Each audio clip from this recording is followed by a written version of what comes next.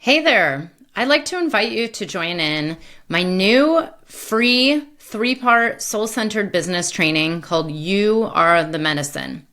In this free 3-part training, you will get clarity in your business, be activated and in action, and overcome your blocks, fears, and imposter syndrome so you can start sharing your unique medicine. The world is changing. Things around us are just getting chaotic and crazier every day. And people need your help. People are yearning for transformation and healing and growth. If you feel the call to be a soul-centered, heart-led coach, healer, therapist, psychedelic pioneer, or other kind of transformational service-centered entrepreneur, I invite you to join us at You Are the Medicine free 3-part business training. The link is right here. You can sign up for free, and I hope to see you soon.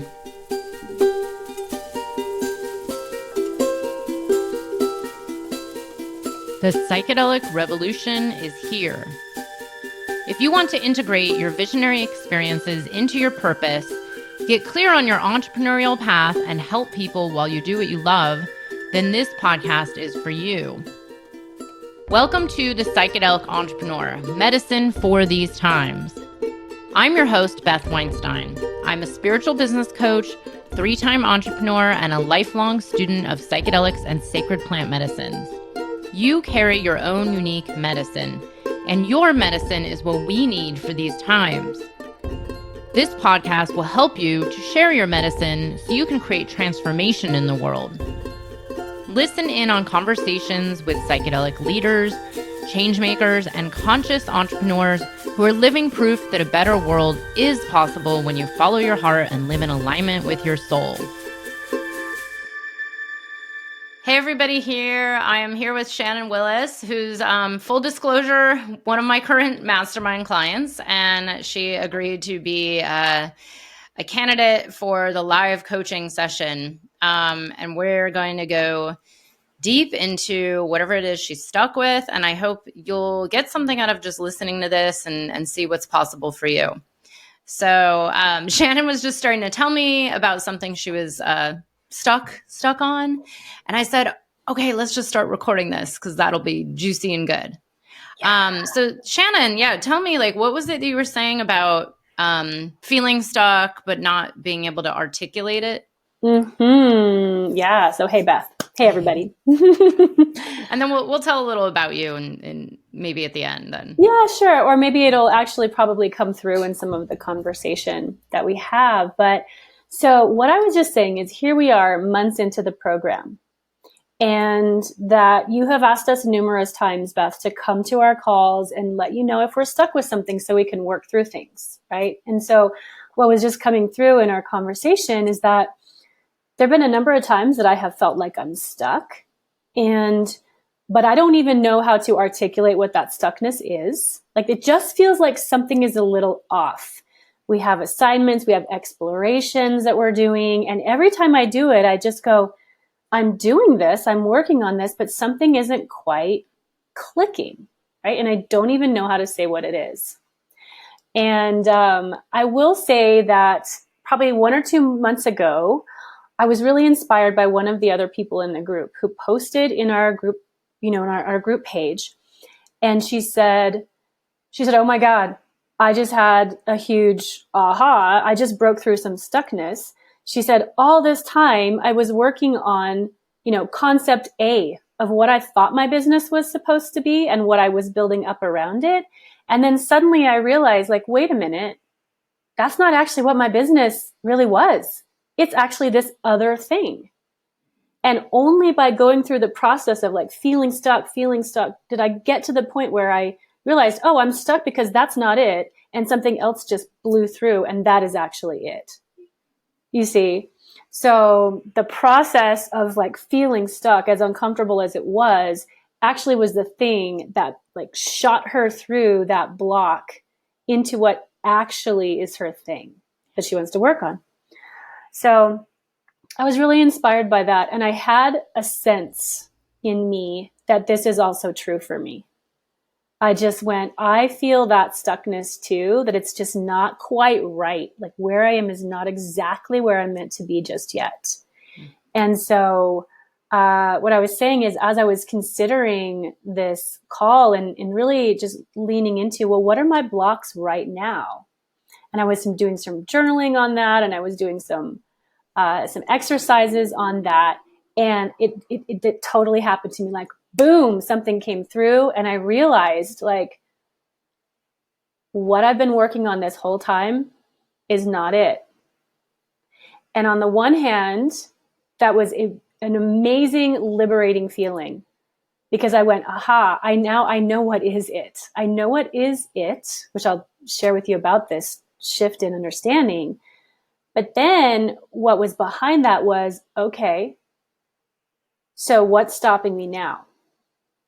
Right? So what would be the fears or the limiting beliefs that might be beneath this that are going to keep me from doing this, right? Because I could say, aha, voila, I've got it now. And then 6 months from now, I still haven't done it. Right? Like, like we talk about, what's holding us back. Thank you for sharing all this. Thank you so much. And yes, just so you know, to normalize what you're going through and the other person in the mastermind went through, and it usually does happen after a fair amount of months in the mastermind program. I actually, I don't know if you remember, I usually tell people like in January, February, I say, it's usually around like July, August, September when things start to move, because it does take embodied experiential feelings to realize like what it is you really want to be doing. Usually when people are stuck, one of the issues is that they're thinking in their head, like there's like stuck, and it becomes this rumination. But you have to actually like try something, like experience something. Go speak to people, maybe even develop a workshop or go put yourself out there or talk. I will mention, just so people know, like you went and created this whole entire workshop that you delivered at a Charles Eisenstein retreat, and you just did it out of pure joy and inspiration and fun and not any attachment. And it sounded like it went really well. So, even though you believe that you're stuck, I do want to point out you have been moving, like there's been movement. It's not like you're just sitting around doing nothing. Like you did, that was huge. So commend yourself for that. Thank you. But yeah. And thanks for sharing all this.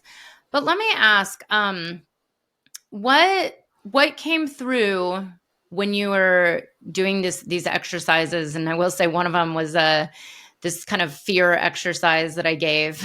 Like, I don't remember when I gave that, but it's always a good one for newer entrepreneurs to do, is like, just get it out of our heads, like write down all the fear that you have and like, just get it out there. Plan A, plan B, like what is the worst case scenario? And then do the opposite, write down like the best case scenario. And for each and every one of those fears, there's always a polar opposite. Usually it's our programming or, which is rooted in many different things, which we can go into here, that's getting in the way, that's making up stories as to, like why you don't believe all the positive can happen, but you believe all the fear and the worst case scenarios can happen. So let me ask, like, what would you like from what you gathered during this journaling, like, what is it now that you would like? So what I would like is to move forward with this creation 100% authentic to who I absolutely already know I am, without any stories of what it should be or what someone else might think or what is appropriate for me to do. That is what I would like. Great. The two things are different. And where I've been building from is, what do I think the world needs, people think, people want, what would they say, what should I do, what does culture need? And the other one is, who am I actually authentically just very simply, who wants to come through and is screaming to come through and could so easily do it if I just shove all those other considerations out of the way. Great. Yeah, that's where I'm at. Perfect.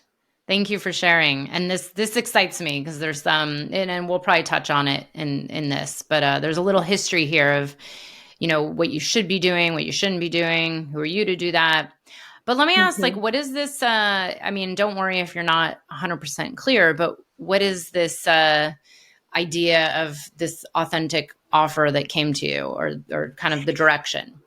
Let me see if I can put it into a nutshell, right? So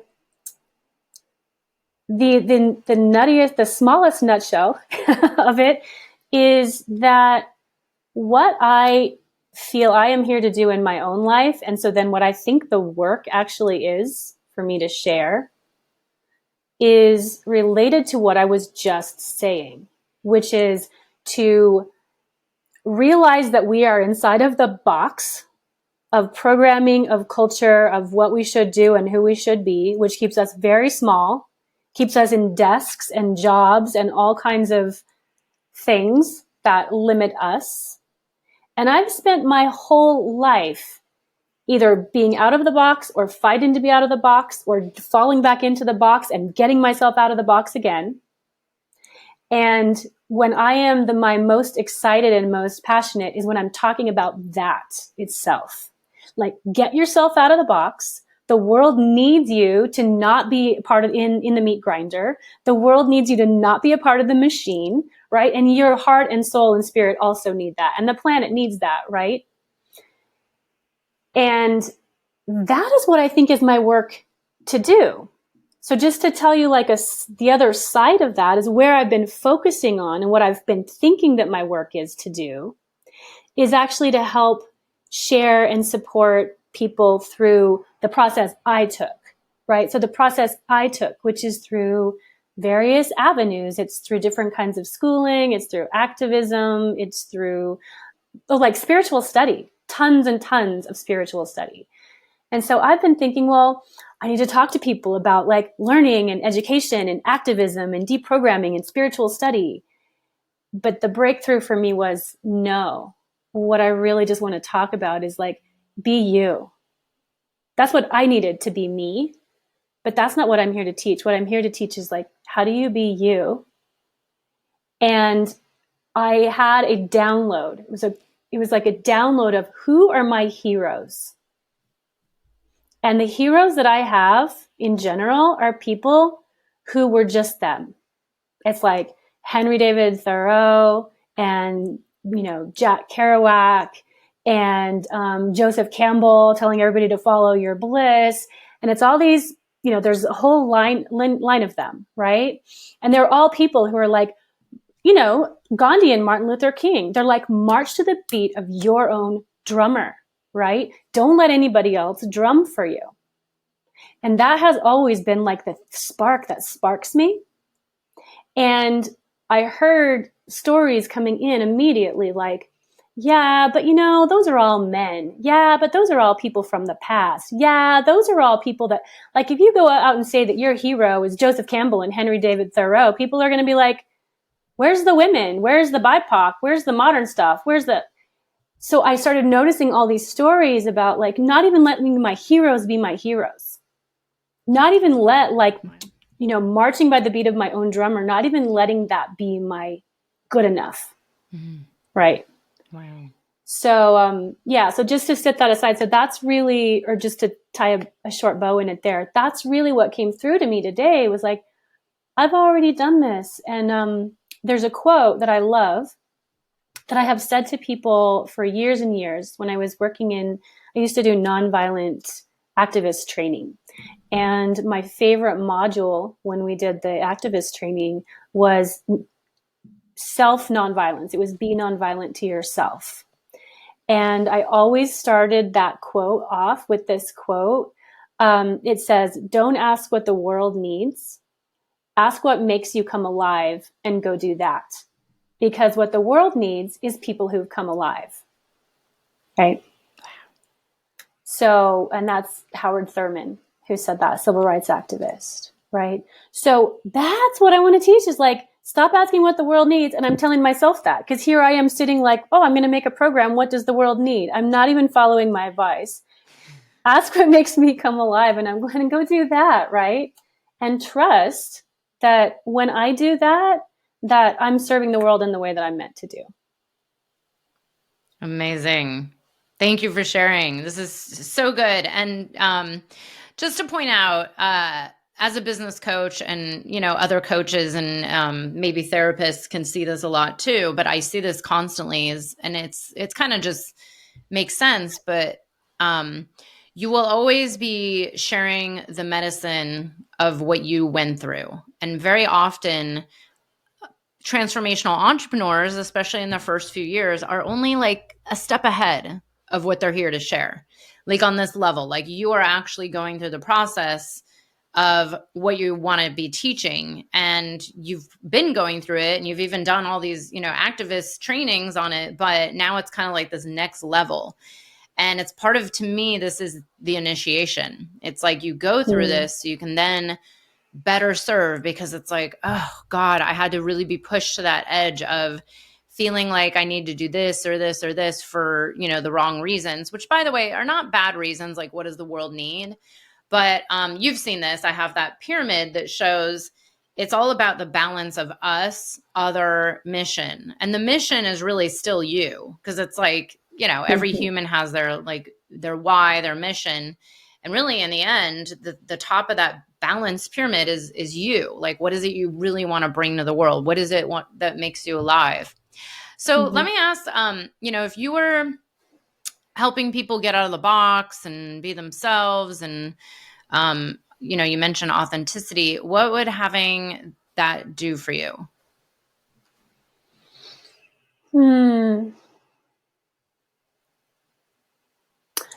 I think it would, for one thing, it would be feeding my own soul, right? Because I'm doing something that does feel right, not something that feels just a little bit off, right? And it would, like, there's something in that answer related to money, right? Because what it would do is it would put me on the right track, on the track that my soul is actually asking me to go, versus these questions that I keep following that are around, well, what do people do that makes them money? Or what can I do that will sustain me? And that feels like inauthentic even to be asking that question first, right? Like I'm asking the money question and then I'm trying to build what I'm doing underneath that, and it's not congruent. And so what I think it would do is just free me to where I already know I want to be, but just subconsciously the money fear has been there. And so it would release me from that. If I said, like, you know what? Because when I went to my fears on the two sides of the paper, my worst fear, there were a couple of worst fears. And I'll just tell you what those were, because I think if I were actually doing this work, those fears wouldn't matter anymore. So the first fear it was like the worst possible thing that could happen if I fail at this, is that I would go back to my hometown where I left when I was 19 years old and be literally living in my mom's basement and have to go get a full-time job. And that sounded so horrific to me. I was like, that's the worst thing that could happen. And then I thought, you know what? That's not life or death. That's not like the worst thing in the world. And let's say I was actually doing this work that I clearly came into the work to do, right? Which is bigger than what we're talking about here, but it's founded on this. If I were really doing that, would I really care if I was in my mom's basement? No. I'd be like, great, I'm in my mom's basement. I love my mom. And I'm doing the work that I came into the world to do, right? And then the other worst fear, which felt scarier, like the fear beneath that fear, was that I would actually die or come to the end of my life. Oh my gosh. This is a quote that comes from Henry David Thoreau that I've been thinking about and considering since I was 15 years old. He says, I want to live deliberately and not when I come to die, discover I have not lived. And when I thought of my worst fear, I went, I don't want to come to die to the end of my life and know that I didn't live who I came here to be. I didn't live the life I came here to live. And so then I thought, well, let's say worst case scenario, I'm living in my mom's basement, but I'm living the life that I came to live. That fear is no longer there anymore, right? If I can just divorce myself from the identity crisis that is connected to my mom's basement for some reason, if I'm actually doing this work, then those deepest fears really aren't relevant to me anymore. Huge. Thank you for sharing. Yeah. And it's true. I talk about this a lot where it's like we have to start with ourselves. The pyramid is a balanced pyramid. It could actually be flipped in different directions. Just so happens at the top is I put into like the mission of like what you want to see change in the world. But the service to other and service to self is actually even, because that really does have to come from within you. Like what lights you up, what makes you feel alive, what gets you out of bed in the morning. And if it's starting from the money, which by the way, I've seen this numerous times over the years where people start from this idea that, executive coaching would make the most money or business coaching. And by the way, none of this is true. There's money located where the heart is. The money is located because there's other people. There's always someone looking for your help, whatever it is. I mean, there's chicken coaches out there. There's surf coaches. There's garden coaches. There's, women's embodiment. We could go on and on. There's everything available. But if you're starting from like, well, which one would be the easiest to make money or the one that would just, have people willing to pay? I mean, it's like, first, we never know that, like there's gazillionaires out there that'll pay for the chicken coach, Yeah. There's people out there that really need help with their business that, by the way, very often do not invest in business coaching. And I know this because I'm a business coach. So it's actually just, these stories that we make up that are not rooted in any reality. And that's normal, by the way. It's like, I see this all the time. But thank you so much for sharing this. I love this vision. So let me ask, how will you know when you have this, when you're doing it? That's a good question. Part of me wants to just say that I'll know because I'll actually do it, because I've just had this sort of shift in understanding. And I had a thought that, so for example, on my website, on my offering page, it's about one-on-ones around a certain type of therapeutic offering, right? Because I did some training in counseling psychology. And I thought, you know what, I can use that training and all the other spiritual training that I have and offer these one-on-ones.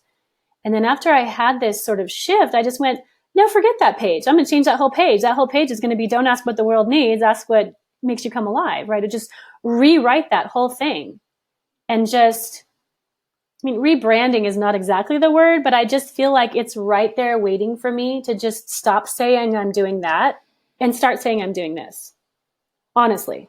And just maybe even do something silly. Like I've never had a business card in my life, but maybe just make a business card that says that quote on it or something and hand it out to people. Like something where I literally just start saying I'm doing this other thing. But I'd love to know what you think about that. What stops you from doing that? Well, I'm not going to say time because I know you're going to go. Well, if you're truly busy, that it's like, oh, wow, I just don't have time to make business cards for the next month or two, then hey, you're the only one that knows if you're too busy to make a business card. Okay, well, here's one thing that would stop me. Like, no, I'm not too busy to make business cards. I would actually have fun doing that. That'd be a lot of fun because I'm a designer. It makes me happy to design business cards. If I just think about like what would really stop me, here's something that would stop me for this. Well, even though I've had this breakthrough, it would have stopped me before and it would stop me now. And there's a mindset piece around this, I think. And if anything, it even feels edgy to say this. if anything, I feel I'm too humble. You see, like a story just came up for me that I'll tell you. It was when I was 8 years old, and I've always been an artist, and I made a drawing. I made a piece of art, and it was really cute. And I won a blue ribbon. It was in elementary school. I won a blue ribbon at the art show. And I remember sitting in the assembly, and they were calling people up for their awards, and they announced that I had won this blue ribbon for this piece of art that I had done. And as I was walking up, and I was so proud of myself for doing this, and then everybody was clapping for me, and people were like, kids were happy for me, like Shannon won the blue ribbon. And in my mind, I was thinking like, I don't know if this is humility or what it is, but I was thinking like, if they only knew, that I didn't have to work that hard to do that, and that, I used a little grid when I drew it. And I felt like something about me had like cheated and almost not that I didn't deserve it. I knew I deserved it. It was a good drawing. But something wanted to keep myself small and not fully own that I did this great thing. And that's a pattern. It's a pattern I've seen, a thread throughout my life, that for some reason that maybe I don't quite know, I don't step in and like fully own when I've done something great. And therefore, when I have an opportunity to really do something great, or just say like, hey, I'm offering this great thing, I don't do that. I'd be like, well, I'm offering this thing, and you might find it beneficial, right? So I think that could actually stop me, because I feel I want to go big. I feel that I'm ready to go big, and keeping myself like the little girl walking up the aisle and thinking like, well, I don't want to really fully own this and like shine with my blue ribbon, Wow. And I'll hang the blue ribbon on my wall at home and be super proud of it. Right. But there's no way I'm going to like put it up on me and say, look at my ribbon. Right. Yeah.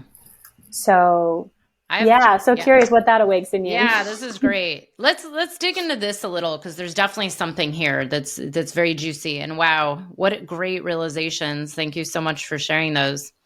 Sure. Let me ask, because I want to dig into that, but let me ask this again, just so we can kind of start from the top. Considering everything you just shared, and maybe this realization, and maybe how it's interconnected to the stuckness, even the stuckness since the revelation, even maybe, what would you like? I love that you're asking that again.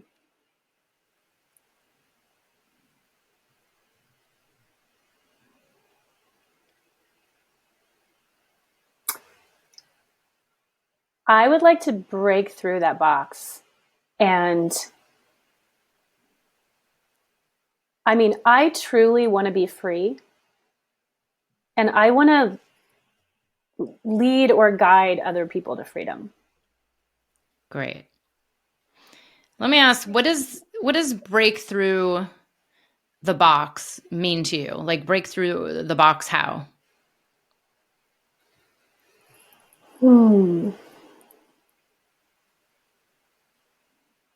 Again, that's a really good question. It's the box of programming. It's all of those, like Joseph Campbell just came to me saying, like, kill the should monster, right? It's like the box of the programming of all the shoulds. Because fighting them even my whole life, I can feel them around me. And it's like when one box gets removed, another box comes on top. And then I spend my time considering those shoulds instead of just busting through. And there was an email that came through the other day from Carolyn Lovewell. And when I read it, I was so amped up. She's like, look, anybody who is this person or this person or this person, I don't even want you coming to my event. I'm going to push through. I'm clear on who I am. If you don't like who I am, you can stand outside the box. She didn't use that language, but she's like, if you don't like what I'm doing or the way that I'm doing it, I don't want you in my field. Step aside, because here's what I'm doing, and you can jump in and do this with me if you want to. Otherwise, step out. Right? And I was like, damn, that's like, I want to be able to do that. Right? Yeah. So that's the box. Yeah. Thank you. Yeah. You mentioned boxes and shoulds, and then another layer of shoulds that come through, you break through, and then there's more. And then you also mentioned freedom. So what is freedom specifically to you? Well, there are some really tangible freedoms. There's the freedom of not having to, like, the really tangible one, not having to work a 9-to-5 job for another person, and have my life and my time be beholden to a boss or a company, right? That's one aspect of freedom. It's a big one. And then there's freedom to travel, to move around, like those kinds of freedom, like freedom from and freedom to, are two really big ones. And the reason those feel so important to me is because the freedom I want is, I've always had sort of a symbol for myself, which also goes back to Thoreau, which is the cabin in the woods, where he was able to step out of his life and he was able to go and literally live in a cabin in the woods for 2 years. And what did he do? He came to know himself, he came to know the world, and he created his major work, Walden. And when he left the cabin in the woods and he went back into his society, right, his town, everything in the town was still the same, right? But he had done the work he came to do, and it's like his spirit was free. He went back and his spirit was free. And that's the kind of freedom that's less tangible. Honestly, I feel like if I could go and live in a cabin in the woods for 2 years, that would not be a bad thing. Like, so that feels like freedom to me. Thank you for sharing. I love it. Cabin in the woods. What's stopping you from just going and living in? I mean, I live in a cabin in the woods. Maybe it's a little bigger than a cabin, but I'm wondering, is that just seen as some kind of like solution, or like how would your life be different if you were living in a cabin in the woods versus wherever you live right now? I think what it is like what it symbolizes for me is a simplification of life down to sort of its barest elements, so that there's actually the time and the energy to fully live, right? It's freedom from the distractions and the grind and the merry-go-round and the matrix. Right? What are these distractions and grind and merry-go-round of the matrix that you're mentioning? Like, and how do they affect you now? I think they are the box. I think they're the thing that I keep landing in. And so, for example, just to give a couple small examples, there have been times in my life where I've made this huge effort to, like, I'm going to pull out of this job and I'm going to go travel and I'm going to go be free. And then something will pull me back into life, right? Like, now I need a job. Now I'm living in this place. And now I've got a whole bunch of responsibilities will come down on me, and lots of minutia in my life and things I'm taking care of. And then I go, I've got to get out of this box again, right? Like, I've just taken on a whole bunch of distractions, and yeah, it's hard to explain in a real, very simplified answer, but then I'll get pulled, I'll extract myself and say, I'm going to be free. And I'm going to go and I'm going to sit on the beach and I'm going to read Alan Watts and I'm going to meditate and I'm going to live in my bus. And then life will come back in and pull me in, right? This is my personal story, of course, but I see it as like a cycle in my life of me trying to get free and then getting what I feel is getting sucked back in. But what specifically is sucking you back in? Like, for example, is it, I don't know, like right now, the reason I'm probably not in Bali is because my mom is elderly and I feel like it's a little too far because she's kind of always on the brink of something happening. That's like maybe a real reason to keep me from going to Bali. But even then, it's not really. There's an airplane that would get me to her in 24 hours. But I'm just curious, like, what are these life distractions, and are they a choice? I love that you just use that example because you could be in Bali, but you're making the choice to be there right now. Yeah. And I think they are things like that. There was actually when my father died and I needed to go back and take care of the things of his life. There was when my biological mother died, when I literally was living in my bus on the beach. And I was like, I've got the life. And then my biological mother died and I went back and took care of her life. And it was about 2 or 3 years of going through her things and trying to take care of her animals and her life. And it was a big, heavy responsibility. Mm-hmm. And there have been other times where I got into, and then that was the last big one that happened. And then I got into a relationship. And that relationship, I didn't realize, but that relationship was actually, I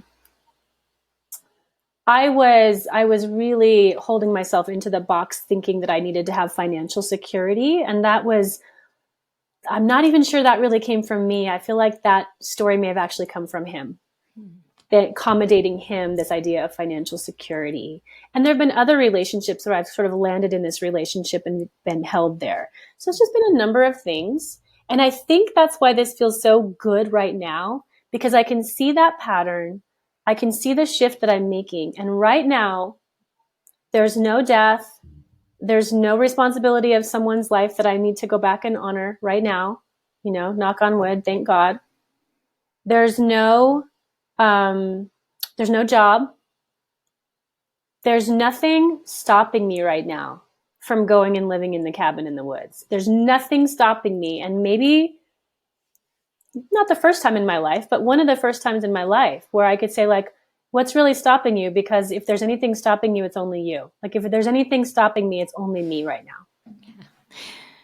Yeah, thank you for sharing. And I also wanted to point out that piece about a relationship, because even if it's someone else, saying like, oh, stay here because of the financial security or whatever. I mean, it's still, I don't care how, many years people are married. It's always a choice to be in that marriage, like it's no one's forced. I mean, were you forced to stay in the relationship?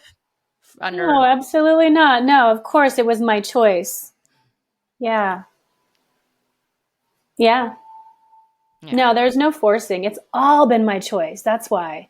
And I look back and go, wow, since I was 15, I wanted to go and like spend 2 years just hanging out by the lake and writing a magnum opus, and I still haven't done it. There's no way that I can put that responsibility on anyone other than myself. There's no way. And maybe that's another piece of like my own journey, and what I want to share is that this is our responsibility. Nobody else chose this for us. Yeah. Yeah. So then the key is to kind of work through and see like, what is it in your subconscious or your programming, which we're starting to unravel here. We're seeing a lot of pieces of this, a lot of the shoulds and the boxes and the, these kind of reasonings to keep yourself small, to keep yourself, from choosing situations. I mean, obviously like dealing with a parent who passed is one thing, but other situations, you're right. It's truly like in your hands. You could say yes, or you could say no. Yeah. So then, you had mentioned like the freedom, letting go of these shoulds, the getting out of the box, stepping away from the matrix, which, that's a whole other discussion about the matrix and, this belief that we can step out of it. I mean, here's my personal belief. I'm just going to throw this in because trust me, I go through this a lot. But I always see like the way to create a different matrix than what people call the matrix, is that we have to be the ones to change it. Like if we all step out, okay, maybe it'll just collapse because there'll be nobody contributing to what we call the matrix. But at the same time, like even people that are quote out of the matrix, they still buy things in stores. There's very few people on planet Earth that are truly independent. Everybody's completely interdependent, like Yeah, whether for they're sure. living in the jungle in an intentional community or not, they're still getting certain things. They still have cars and motorcycles that require fuel. Like there's just so many little pieces of the matrix that, so then it becomes like, what does that really mean to you? Like, and I think it's more like what you mentioned, like the freedom, the freedom from the shoulds. And now I'm just wondering, like, let's say you stepped out of the matrix, lived in the woods, had less shoulds, had this kind of freedom. What will having that do for you?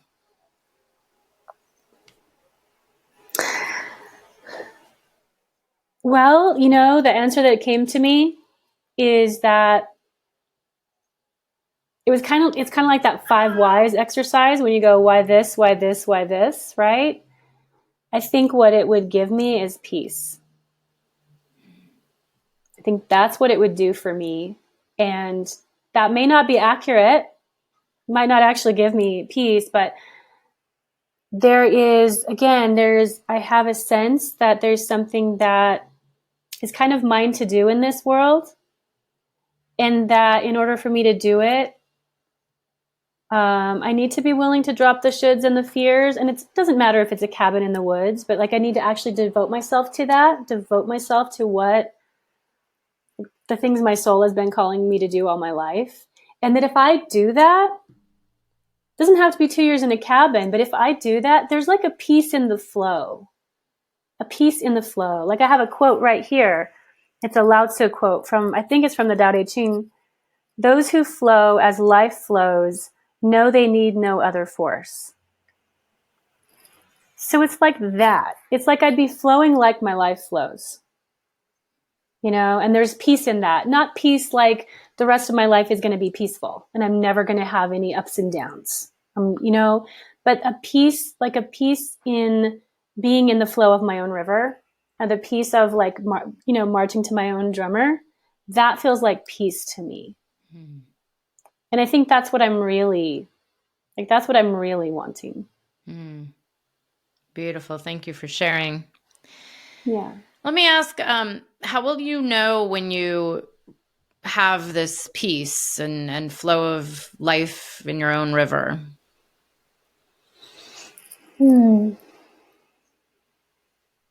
Well, when I was talking to you about it just now, I could feel it in my body.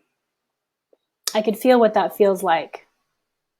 And it's a very different feeling than other feelings I commonly have, which feel like sort of an anxiety, and it's very sort of head-based and concerns and worries and future-based and things like that. And I think that feeling that came to me when I was talking about this, it's sort of fleeting.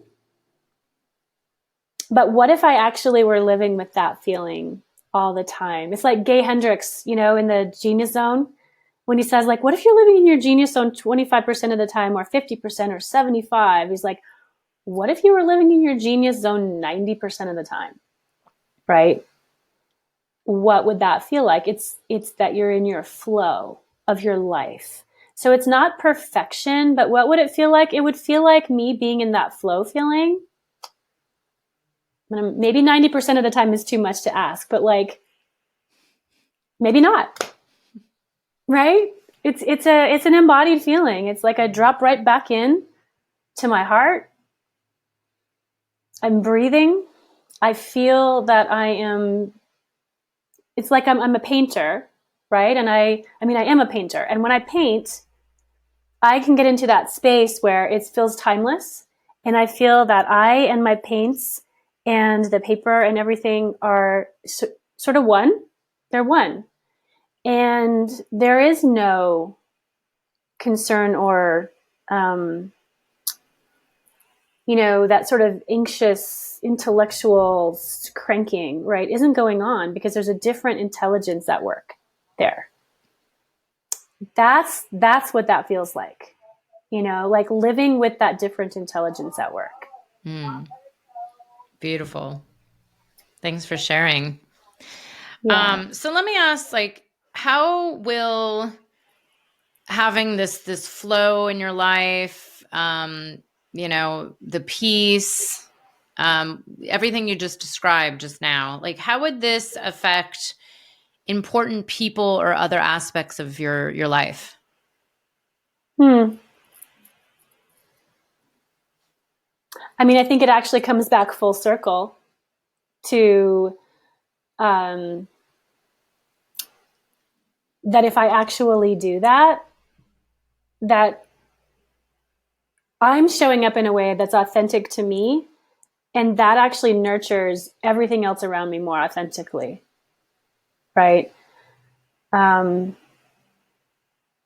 I can feel that by me not being up here in my head and needing to figure it out and feeling there's not enough time and feeling I'm running out of time and being anxious, and then I don't have time for the relationships that I want to have, and I don't have time to actually nurture the things that are important to me if I'm spinning too many wheels.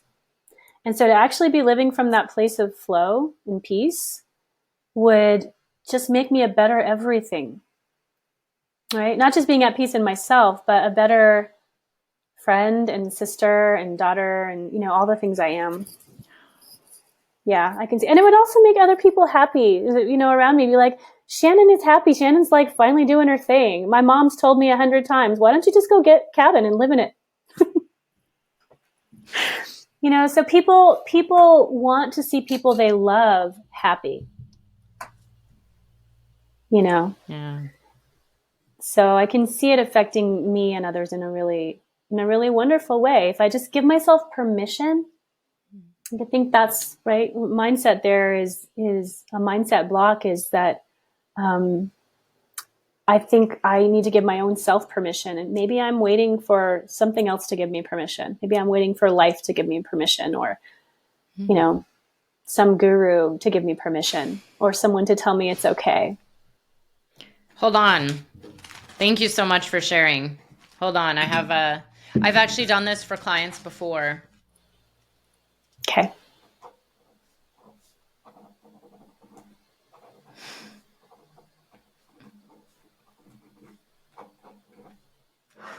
Oh, I know what you're doing.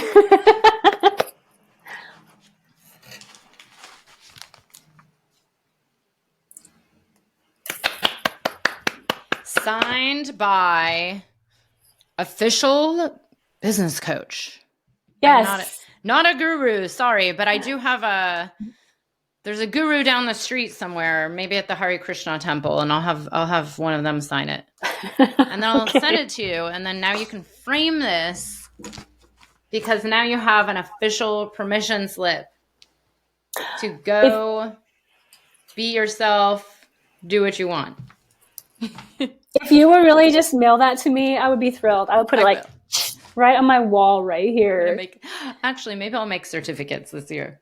But let me ask, this is interesting that you mentioned that, because actually my next question was going to be, what might you have to give up that you value in order to get this flow, this peace, this life you want? Mm-hmm. Well, I think, and I touched on this previously already, but I think I might have to give up some of my my stories about my identity. Because I don't know what my life would look like, the nuts and bolts of my life. Like let's say worst case scenario, again, chuckle at this, but like worst case scenario is I need to go and live in my mom's basement, and I need to, just to add insult to injury, I need to go get like a part-time job at Walmart. Now I'm a Walmart checker, right? I don't want that to sound terrible to any Walmart checkers out there, right? But I'm like, for me, there is an identity crisis in that. And there is the potential of like really jumping out to go toward what is right for me. There is that, fear, right, of regressing or falling into a place that I don't want to identify as. And I think there's actually some ancestral stuff in that as well, which I would just, put a pin in that. I think there's some ancestral stuff that I inherited there. Like, there's certain things that you shouldn't do or be, or you always need to move forward. And there's a sense of like smallness that I'm afraid of, or boringness, or mundaneness, or worldliness, or like I've got like judgments. You can probably hear judgments in that coming through. That I would judge myself. In the smallness? Yeah, like judgments about what it means to be a person who's living in your mom's basement, or judgments about, not for other people, but for about me. What would that mean about me? What would that mean about me? That would be like a failure, right? Is there a failure in that? So when you ask, like, what do I need to sacrifice? It's really like, I need to sacrifice. No. What would you have to give up? Oh, what do I have to give up? You have to give up? I might have to give up like my fear of,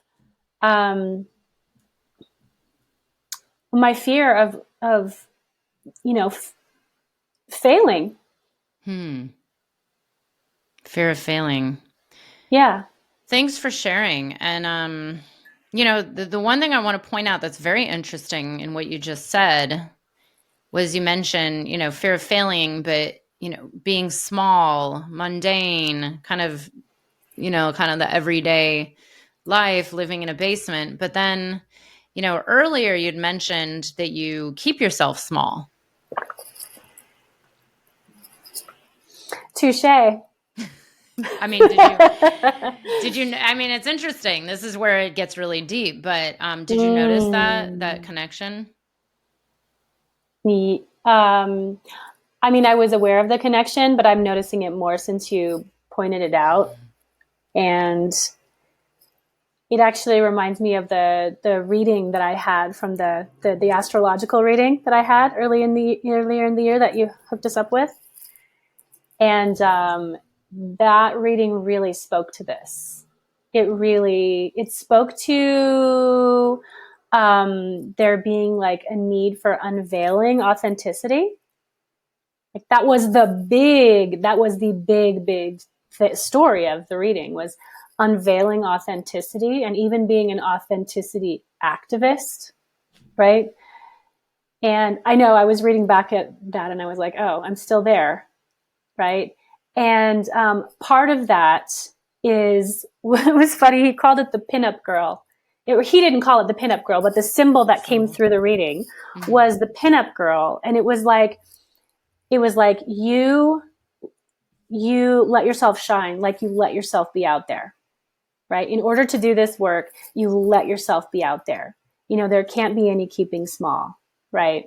So how much could my fears about being small be keeping me small? And how much of it is that I'm not small anyway? Like I'm actually not small. And I don't necessarily think that I don't think of myself as small. And yet the stories I'm telling and the behaviors and the fears that I'm telling, they have that aspect of smallness, right? So what is that about? And maybe what that's about is it's just one of those should monsters that needs to be killed before, in order for me to like fully break through. Wow. What realizations. These are beautiful. Thanks for sharing. Yeah, they're very helpful. Thank you for teasing all of this out and making the connections, because the smallness is there. It's not quite clear to me yet. It's almost like there's something in my shadow there. Well, this is what we're doing here. Yeah, that's right. That's right. Digging into the shadow. Digging in, because the more we can just, like bring it all to the surface like we're doing here, even, doing the exercises I gave, but then like just digging in, on some level, because we can do some deeper work around this. But on some level, this is like it's like all you have to do is just the awareness. And the awareness of the patterns and kind of like even the 8-year-old, that story of being 8 and like how it came up. And maybe that was one of your earlier memories and there's probably more, but just having that awareness and then how it plays out, like this is where the healing and the transformation starts to happen. And you don't even need to like, quote, do anything because it's just, it's integrated. This is the integration.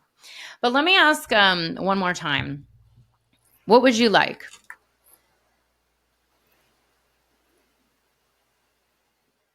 I'd like to break free of the fear of smallness. I mean, the other things I would like are there too, right? The freedom, the flow, the cabin, my own drummer, all of that. That's what I would really, the peace, right? The peace of that. And then as you ask, what would I like? It's like the power to push through that feel of failure, the power to push, the ability, the courage, to just drop that weight. Drop that weight of the fear of the smallness and the regression and the mom's basement. All, just drop it. Mm-hmm. Like Carolyn Lovewell being like, just get out of my field.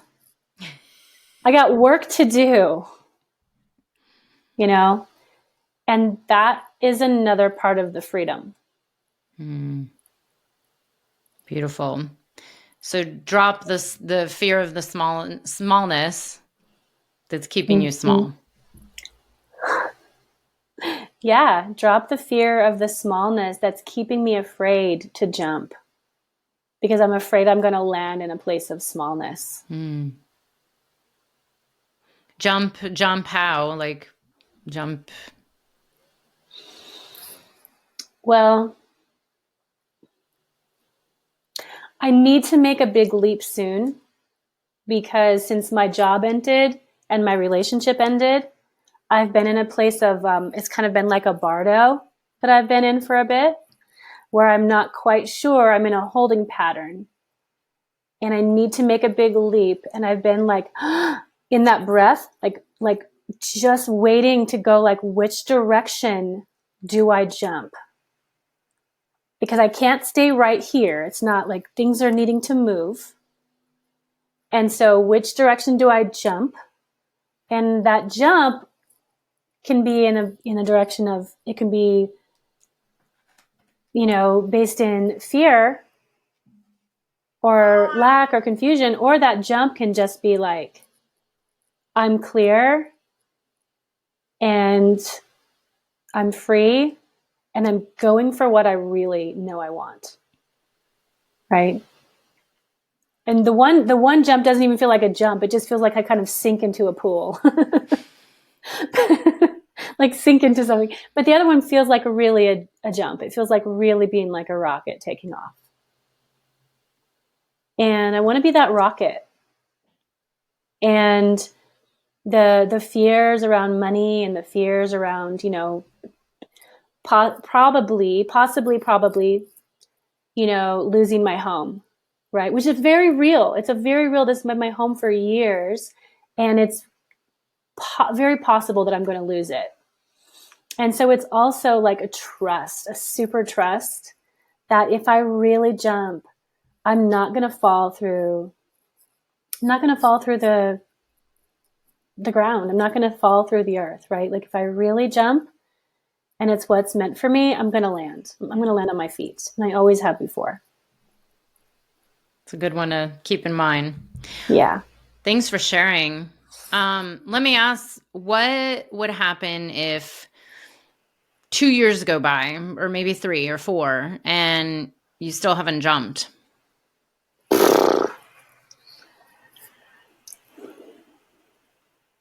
I'll be really unhappy with myself. I'll be really unhappy with myself. Like it would feel like an insult to my soul if I haven't jumped. Mm-hmm. And actually, this is what I saw happen to my biological mother, the one who died and whose, life and home had to go back home and unravel. She never jumped. And she always wanted to jump, and she complained about not jumping, and she wanted to jump, and she needed to jump. And she had all the dreams, and she had all the visions, and she had all the talents, and she didn't jump. And she really did die with her spark inside of her. Mm-hmm. And she told me, she was like, my biggest worry for you, my biggest concern for you is I want you to be able to live your spark. I want you to be able to don't die with your spark in you. And I was like, don't die with your spark in you. Wow. So that's where I say there's some ancestral stuff here too. And I'm not honoring my lineage or my ancestors or anything I am by again, it's staying small if I don't jump. It's just staying small. Right? But if I just take my arrow and let it go and go for it, I'm honoring myself. I'm honoring everyone I came from, right? Who sacrificed for me to be here, right? So if I don't do that in 2 years from now and I look back and I go, Shannon, you had the chance. You had no job holding you back. You had no relationship. You didn't need to have that house. There was absolutely no excuse. You had clarity. You had coaches. You had coaching. Right? You had permission and you still didn't do it.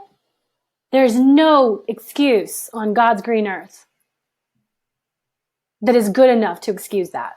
Right? And it's not about being hard on myself or knocking myself down, but it's look, girl, the window is open. Just jump through. Jump through. Wow. Beautiful.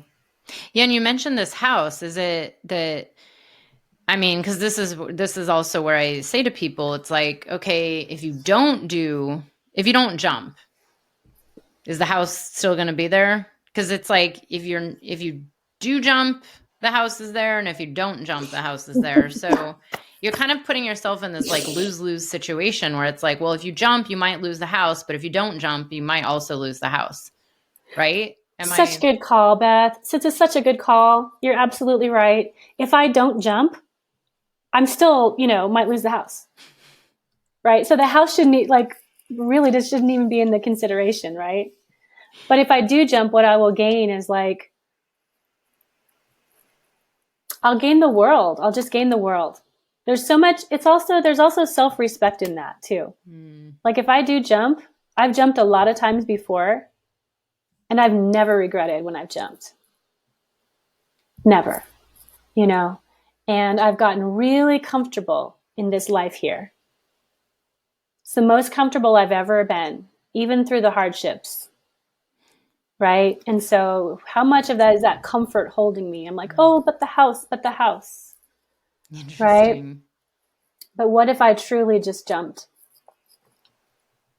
into a whole new iteration, a whole new spiral, right? Where would I be?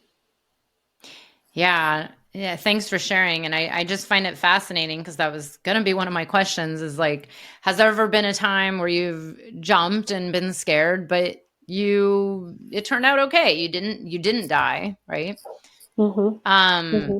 And you've already said that you offered this, I've done this many times.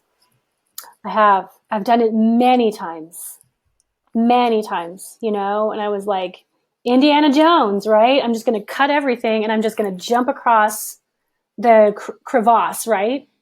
I'm going to land on the other side and I make it. And it's always been good. I've always grown from it. I've never regretted it.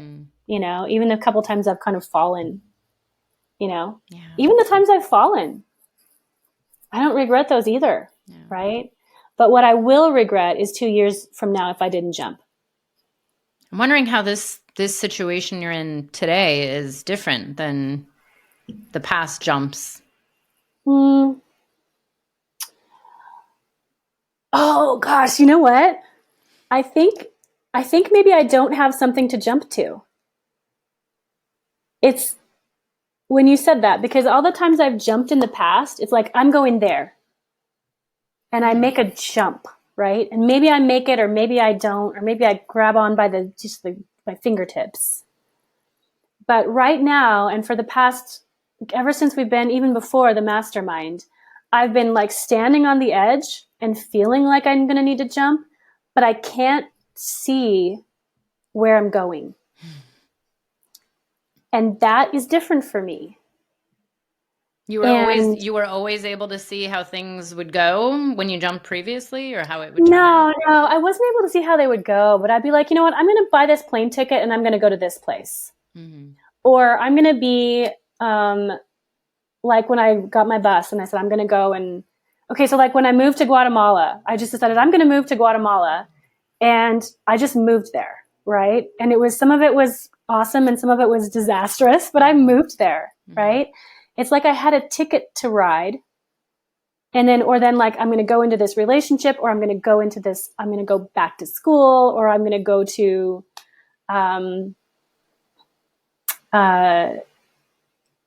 oh gosh, what was I just going to say? Yeah. Like jumping towards something, or like when I bought my bus and I said, I'm going to go and buy a bus and park it on the beach. And then I did it.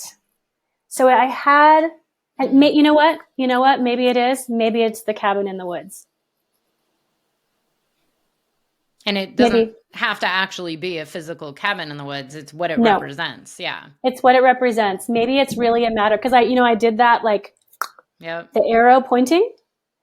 And that's the thing, is I'm like standing here with my arrow going, what do I do? And I've always like had my arrow pointed at something, and I've done it. So this actually feels really good, Beth. Maybe it's a matter of like establishing my target. Mm-hmm.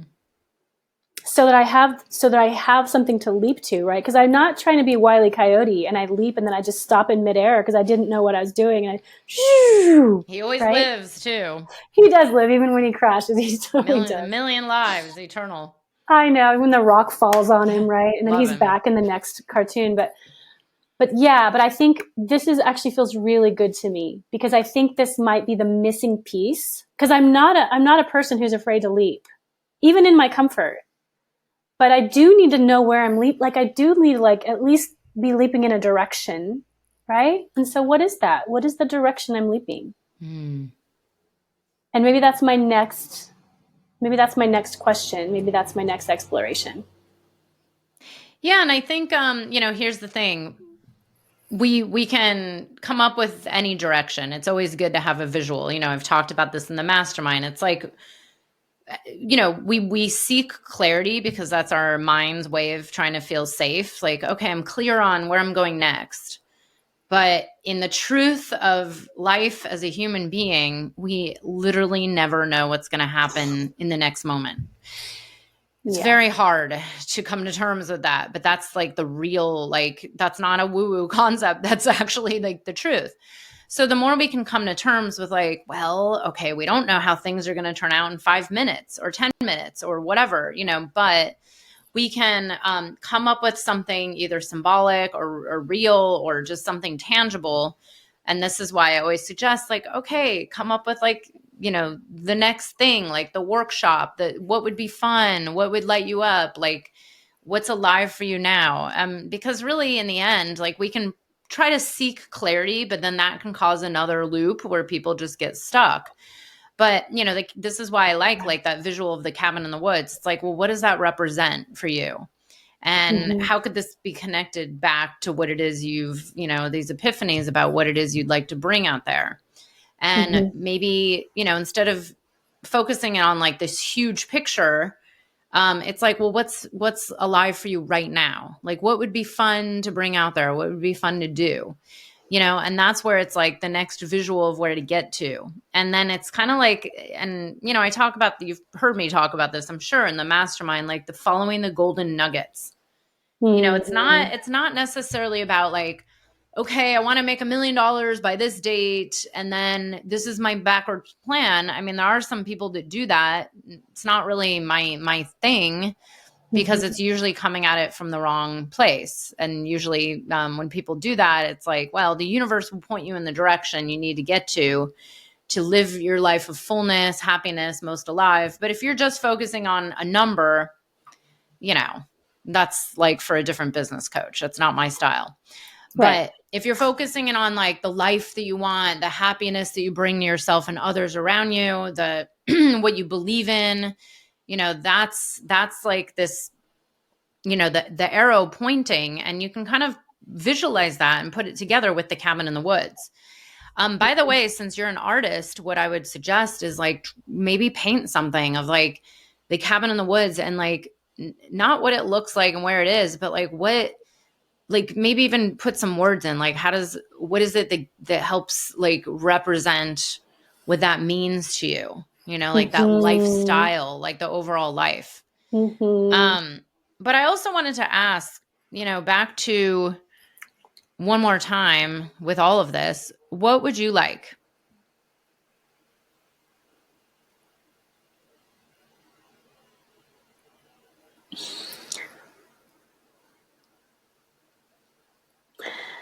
I'll just answer you the answer that came to me.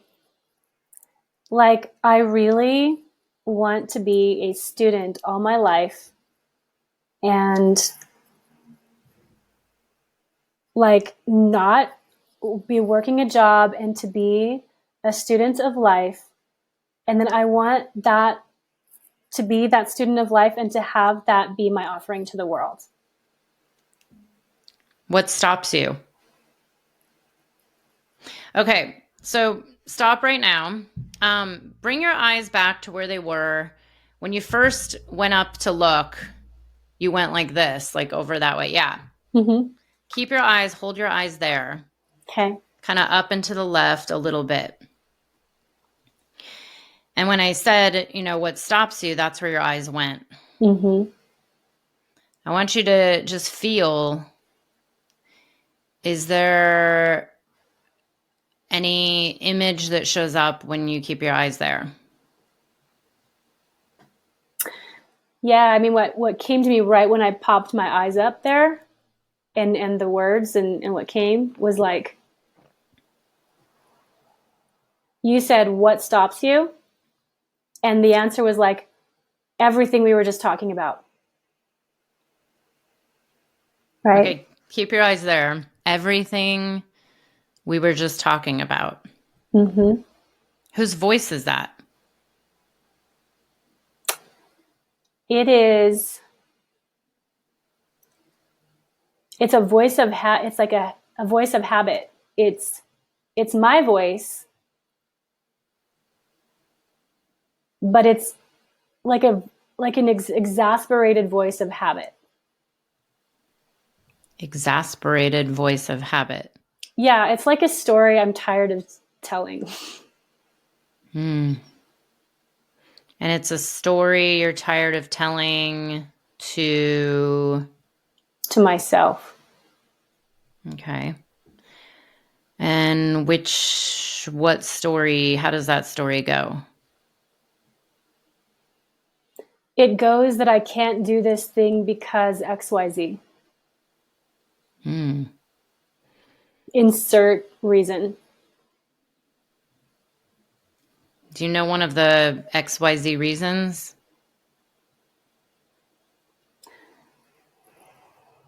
Don't have time to do it. Have to live in the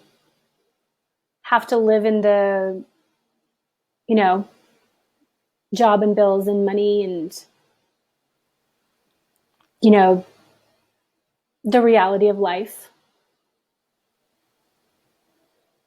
Even that I know it's a dream that I can achieve, but stories come in and tell me all the reasons I can't. Okay, thank you. Now keep your eyes there in that same spot. And I'm wondering, who or what is your brain seeing up there? I'm seeing like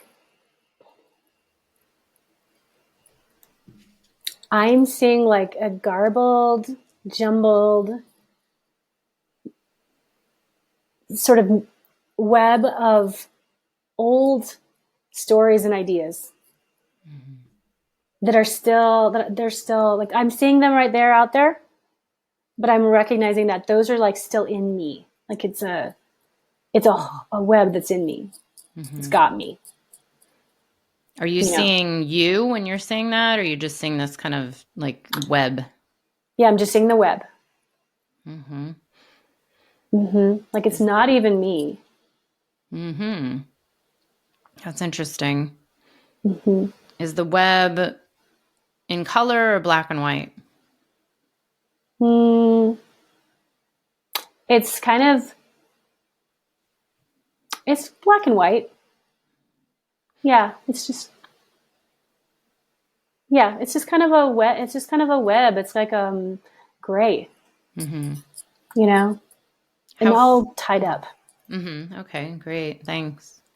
And then about how far away in the distance does that web feel? Is it like close to you, or is it way, way, way far away? It's out, like I'm just looking out my front door, and it's in the tree. It's like up at the top of the trees on the other side of the road. So it's kind of up there as though it's a hawk, Okay. And then are you looking through your current eyes right now, or are you looking through a different version of you? I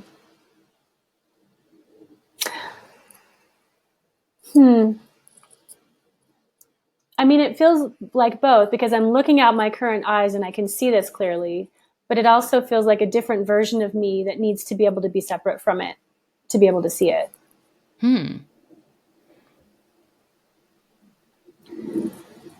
Needs to be separate from it to be able to see it? Because I'm seeing it as something separate from me rather than feeling that I'm inside of it right now.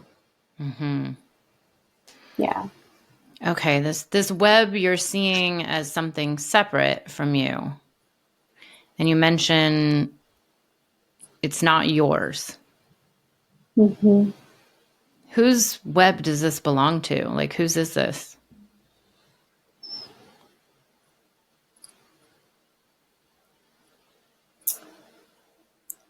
Well, it belongs to the web of ideas. It's like a web of human ideas that it's like a web that I've carried around with me, but it's not actually true. So it's like ideas I came up with. They're my ideas, but they're not me. And they're not necessarily true anymore. There were times that I was literally could not escape the things that I felt I needed to get out of. And I came up with different ways to navigate life within that, within that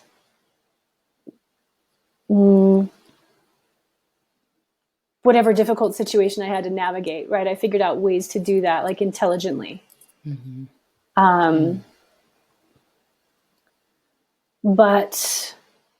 And so I created a lot of like stories and webs and ways of interacting with people and ways of showing up in the world to sort of have my life be workable.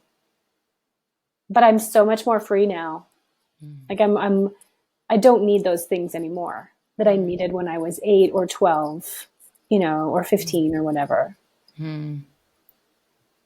Beautiful. Thank you. Do you know at what point did this web, and I would try to keep your eyes looking at the web if you can. Okay. At what point did this web come into your life or become operational?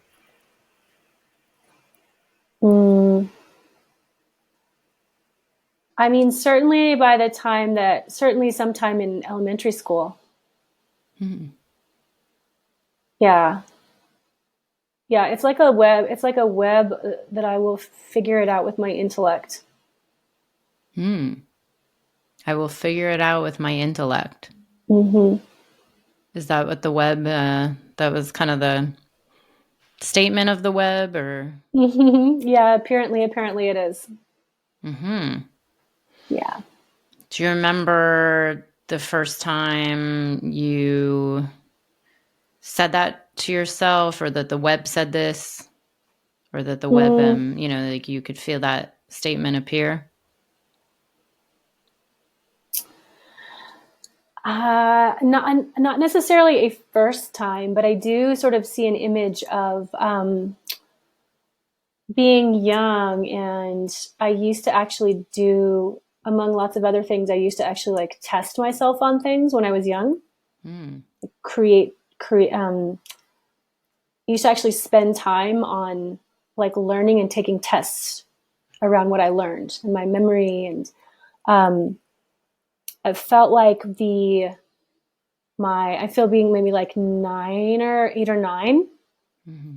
and recognizing that like my intellect was a really sharp power, and it was also like a place for me to go to figure out how to take care of myself in life. Mm-hmm.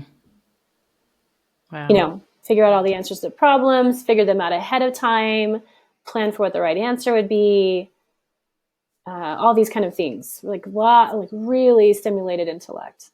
Mm-hmm. Wow. Beautiful. What a great resource that's been for you. How Yeah, it has. brilliant. Your intellect has been so helpful. Can you see that, how it's helped you get to where you are? And you don't have to say exactly how old you are, but imagine or feel into how old you are today. Mm-hmm. You're still alive. You've jumped so many times. You've made these big leaps. You've gone after things, and you are still alive. You're doing well.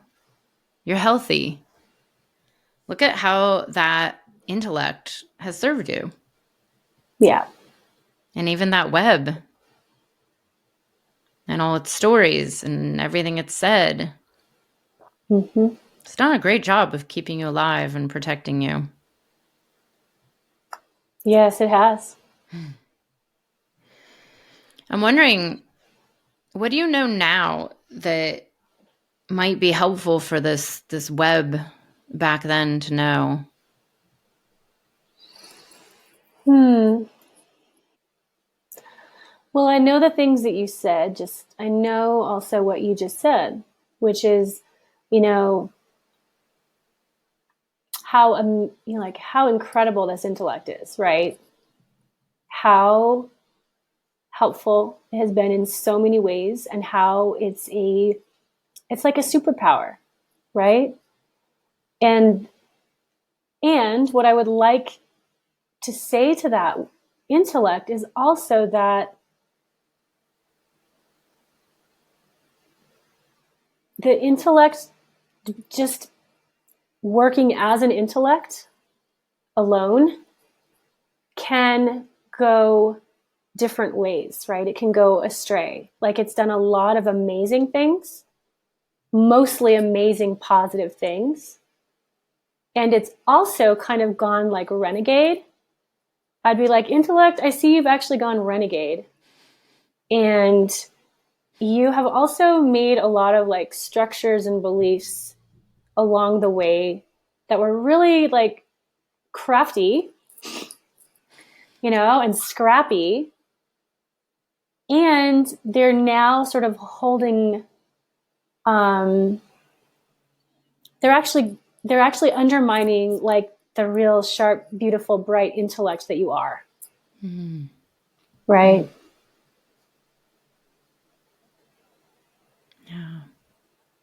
So I want to let the intellect go, know that it's beautiful, and that it's also weighing its own self down Mm.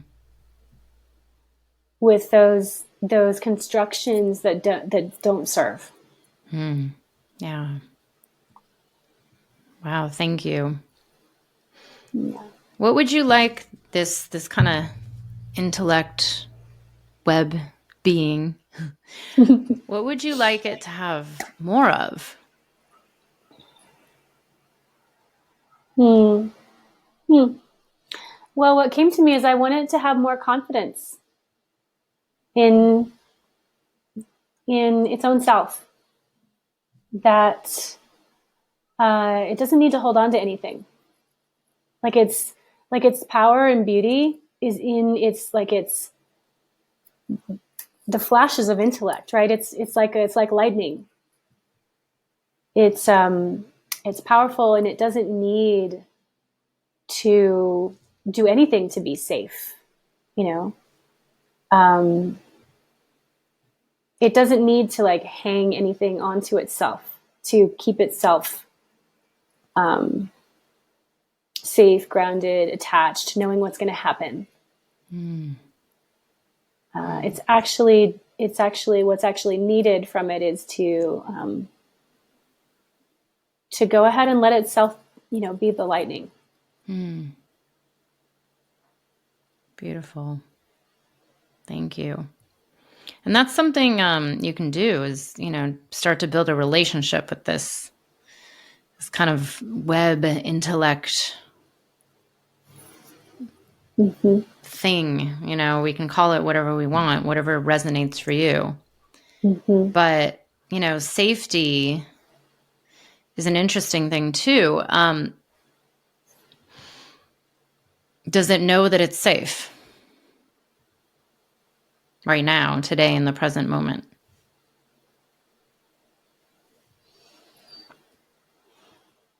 It's alive. It has shelter. It does, but it doesn't. Like it knows that it's safe, but it's like safe because it's done all the things it's done. Like, yes, it's safe because it's created all those constructs, and that's why it's safe. But what I can see and what I can say is that it's safe without that. You know? And I can feel in my body that I'm safe. I can feel in my heart that I'm safe. There's safety. And there's going to be safety. And the intellect trying to create more safety is actually creating the limitation. So, yeah, really recognizing like this, the intellect needs to be free. The intellect is creating these structures.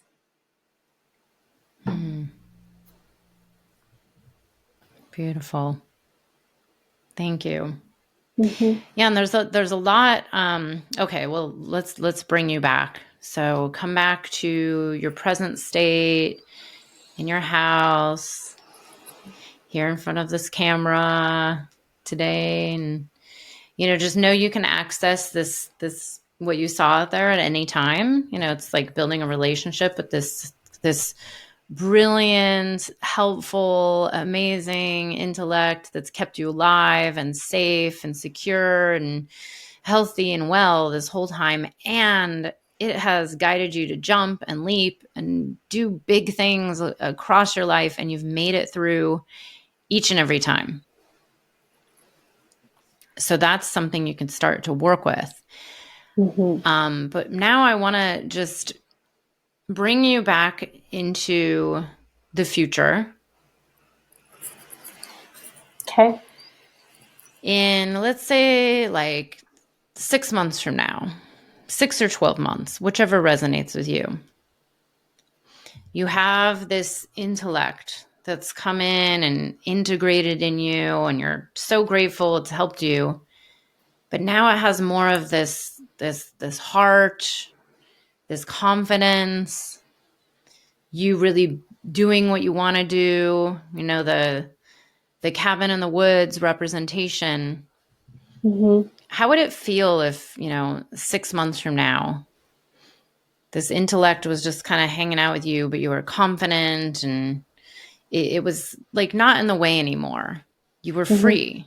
You were starting to, let go of these structures. And now it's maybe your heart balancing with your intellect. Mm-hmm. Yeah, I mean, that's what I was going to say, is that I feel I would be free, like really free, like really free. Because what I was seeing there is that what's keeping me not free is those structures that it has built. It's not my body, it's not my heart, it's not my house, it's not money, right? It's like these structures, I could literally almost see them, like this beautiful spark of intellect, like this beautiful cloud of spark, right? And then like all these like things, around it that are just not it. And I would be free of that. Yeah. Like, there's movement, right? Like I can move. It's almost like a crystallization there that's keeping life from moving. But I'd be able to move. Yeah. Beautiful.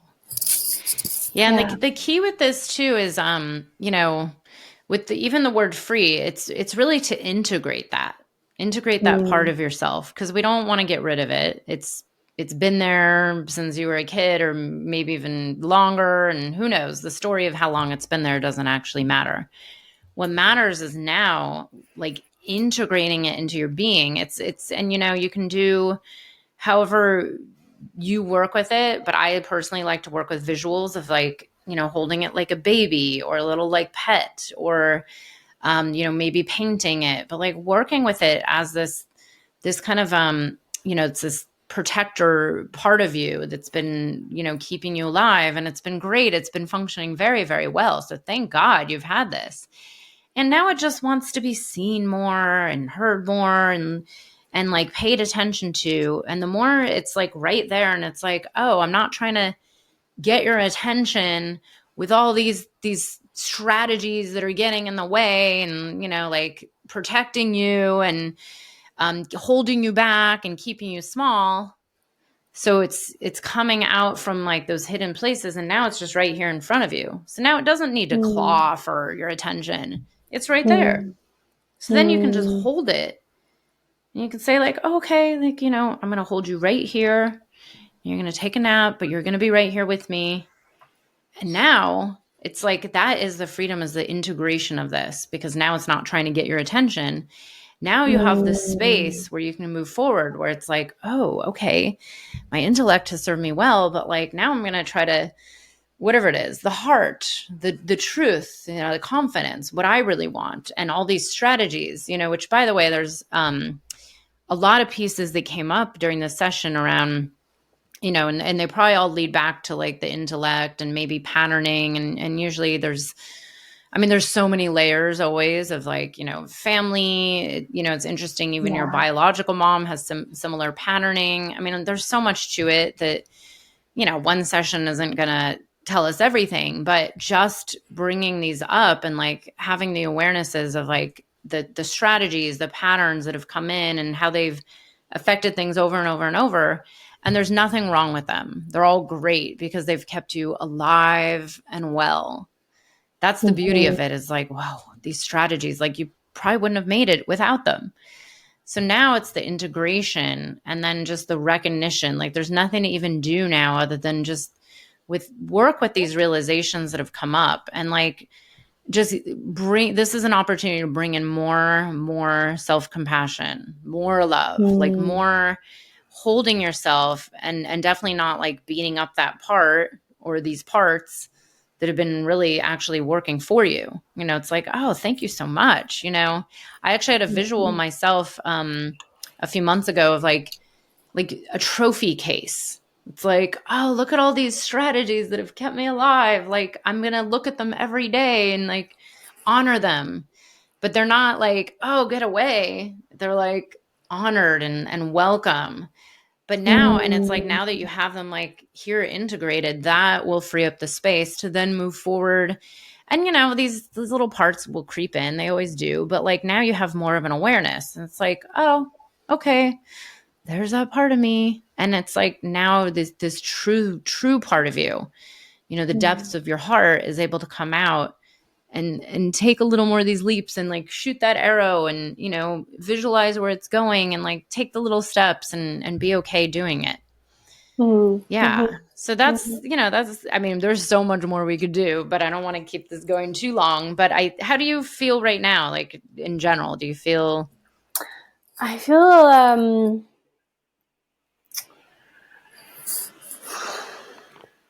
I feel grateful on the one hand, right, for what we've just done together and for the insight that it has brought me. And I also feel already a sense of, I feel some integration in this because you could see where I was already going, which was, well, I could just be free of that's attached in all those stories. But when you said, no, it's not like we're not cutting those off and becoming free of them because we threw them away and they're not there anymore. What you said about actually pulling them in and integrating them felt very true. That there's actually freedom in, I mean, this is like individuation. This is like, you know, all those Jungian processes, right? That we don't get rid of those things, but we actually bring them into us and they make us feel more, they make us actually more whole and more integrated. Mm-hmm. And so just by looking at that and honoring and saying like, yes, all those stories, the ones that have kept me safe and secure and really positive and good outcomes. And then some of them have maybe ended up being less skillful, right? But they were all like parts of me that are really deserve to be honored, right? And so to hold all of that in, then I'm free to say, yes, and, right? I've got all of this with me. Now what? Mm-hmm. Instead of being guided and being like held by them unconsciously and guided and led by them. That's it. Yeah. It's conscious. Yeah. I'm holding it. I'm aware of it. And I'm saying, I got you. Now where are we going to go next? Perfect. Right? Yep. Beautiful. So. Yeah, because if we don't bring it to light, I mean, that's why it's like there's nothing to even do after the session. It's like, drink some water, go easy on yourself. That's it. But, you know, now just the process of like bringing these little bits and pieces and the little things that you said during the session, bringing them to light is it. Like, that's it. Because then they're not going to be, you know, it's kind of like, I picture it being this little like, you know, it's like something clawing that's like, hello, hello. And this is where so many people get stuck or get into loops or patterns and cycles that tend to repeat over and over in whatever business, relationships, etc. You know, it's like if we don't stop and actually see what's underneath and like at the root of a lot of these patternings, they just will keep repeating until we do, or, you know, maybe in the next lifetime or the lifetime after that. But we have this opportunity with so many tools, with, you know, psychedelic work, whatever it is, like all of the above, to like take some time to actually see like, okay, well, what's running underneath all of this? And most of it is like when you said, you know, and I hear this a lot where people get stuck and they don't even know why. You know, that's it. It's like and not to say this is everything, but it's probably just, you know, it's a piece of the layer, but it's probably, you know, a big piece. And the more you actually just do this, which you've already been doing, and the kind of work we do in the program, it's like the more it just starts to move on its own. I keep telling people, because, you know, I'm studying a lot of these modalities and have been, but an example I heard recently that was really good is like, imagine a bunch of grapes.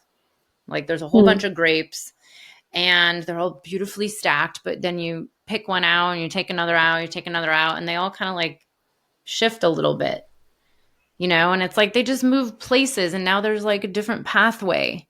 And so now there's like space, like, oh, okay, we pulled out like this one major grape that was in the way of whatever's next in your incarnation.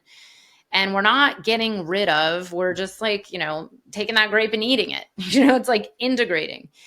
Then it's like, oh, now there's more space to go be myself and be my true self. And I can't wait to see what opens up. And by the way, I have to say the astrology reading connected to everything that's been coming through is quite big. I always say these astrology readings, I don't give them for like filler. Like they're not just for the hell of it. I give them because they're very on point.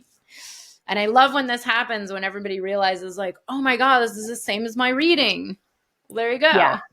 Yeah, so much. And I had that reading back in December. Isn't that crazy? And it felt real and right and strong to me then. And then I was reading it again now and I was like, dang, you're still there. Like, Well, here it is again, right? well, But you've been I needed to, evolving. I needed to come full circle back to it. Yeah. Because at the time, here I'll tell you why. At the time, I understood it, but I didn't really understood. Yeah. I understood intellectually, but I wasn't sure how it connected to the journey and the next steps. Mm-hmm. And now the form of that connection, the why and the how of that connection is becoming clear. Yeah. After all this time. You Yeah. know? So having that, I'm really glad I took really good notes and really took it seriously at the time. Yeah.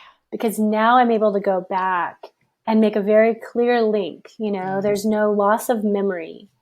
So I would suggest anybody who does that, like, get the recordings, take the notes, get really clear on it, right? For that moment and for the future. Yeah. You know? And so, this is why I say it's all just, I mean, even this, you know, like anything, any reading, anything I say in the mastermind, you know, the more we kind of work with it as a contemplation or a prayer, you know, like we don't have to figure things out. It's like a curiosity journey. Like, oh, I'm curious what that reading meant. I'm curious what that one symbol was. I'm curious about this one memory that came up from my past. Like you know, there's no need to like fix or change or go after or, you know, hem and haw or like meditate. It's like, just get curious around it. And what happens is I always see it as like, we build a relationship and that's all it is. We're starting a new relationship. Now there's parts of yourself, there's parts of your past, there's parts of your psyche, there's parts of the unconscious that are coming up. And, you know, there's nothing to actually do. Like all we have to do is just like, oh, hey, now you have a new relationship with this. I like to see it as like a little baby or a little puppy dog or a little, like it's just a new being and it's always been there.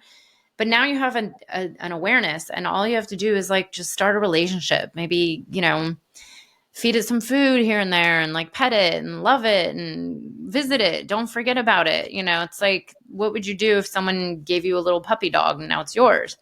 It's kind of the same thing. And it's the same with, you know, the readings. It's the same with a lot of the exercises we do in the mastermind, because I always say there's like nowhere to get to. It's like a constant journey of, you know, like being in the relationship with, and then you have these epiphany moments. Then you have the like, oh, I feel like this is next, or I want to go do this. And then you kind of like the leaps you've taken in the past. It's like, okay, maybe you have to create, you know, like a visual or some kind of like place to get to. It doesn't matter if like you might not know, like that's the place, but maybe it'll look different when you get there, but that's okay. But create the place and use that as your guide. Like, okay, here's the next place I'm going to. And that's it. Like, okay, it's the cabin in the woods. And you might, quote, get there. And then it's like, oh, okay, now there's a beach house on the ocean in New Zealand. You know, like, doesn't matter. It's really just like, this is like the human experience in itself. It's like we never know where we're getting to. We never know how anything's going to look. But all we can do is build this relationship with what is coming through us and what's in the way. And there's, you know, if we don't have like what we want and what we feel like is really in our heart, that means there's usually, you know, something in the way. And, you know, as someone who's been studying this for a really long time, it's like, there's usually like a deep rooted belief, structure, pattern. I mean, whatever we want to call them, it doesn't matter. And that's like, this is where the magical work comes in, where, yeah, like, I still do believe in the showing up and doing and the masculine. And, you know, like you showed up and delivered a whole workshop and flew out to a retreat. That's the masculine. But then there's this other piece where it's like, we have to do a lot of this deeper inner work or else we can never truly break through. So thank you so much for being an example and doing this with me. Yeah. I hope it was fun and good. It was fun. It was good. It was valuable. It was right at the moment. You know, I think that it needed to be, because I just had this sort of breakthrough and aha. And then, coming into the conversation with that and being able to start from right there felt perfect. Instead of me saying I'm stuck back here, like, oh, I just had this breakthrough. Now what's holding me back? And all of your guidance, all of your reflection, all pulling back into like what the program is, what we've learned, what we've done, what you offer. And then the pieces right now, I just can feel that little puppy. I can feel that little intellectual matrix, like web, whatever puppy being like, hey, look at me. I'm like, oh, I'm looking at you. And that's like, that's what's needed, right? It's just to be seen and to be integrated. So I feel so much, lots of gratitude for everything that's been able to be integrated. And I'm actually excited to, take both of these, our conversations and the realizations, right? And just, maybe there's an arrow to point right now, right? I look forward to checking back in with you on it. I know. I can't wait. And I'm gonna encourage you on our call next week to share what you've just like some of this even, but even the exercise you did, the one that I've been recommending, and I'll probably recommend again and again. It's so helpful, and it's like 5 minutes. But I'm so glad you showed up. This is such a good time, and I really appreciate you taking the time to be here. This has been super fun, and I can't wait to see I appreciate you too. Thank you for creating the container and making the offer. I appreciate you. I'm grateful. All the best, and I will definitely report back next week. Thank you. I hope you enjoyed the episode. If you're feeling inspired, I'd appreciate it if you showed your love with a review. And check out my YouTube channel where you can find the video version of this podcast. You can also head to bethaweinstein.com to learn more about me and grab my free business growth trainings. Remember, you carry your own unique medicine, and your medicine is what we need for these times.